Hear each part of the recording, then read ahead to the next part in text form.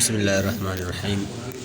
یہ قرآن مجید کا نقشہ ہے۔ اس کے بارے میں یہ بتایا جاتا ہے کہ مصحف عثمانی رضی اللہ تعالیٰ عنہ کا یہ نقل ہے، اور اس کا جو اصل ہے وہ ترک میوزیم میں رکھا ہوا ہے، اور یہ بھی مدینہ منورہ میں ترکی کے نام سے ایک میوزیم ہے، یہ اسی میں رکھا ہوا ہے۔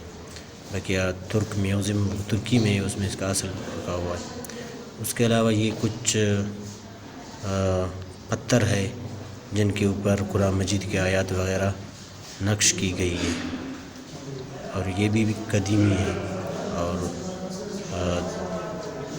10ویں ہجری کے اور بھی بہت سارے نقوش وغیرہ ہے، تصاویر وغیرہ ہے، اور یہ بھی ایک پتھر ہے، اور اس کے بارے میں بھی یہی کہا گیا کہ یہ بھی صحابہ کرام کے دور کا ہے۔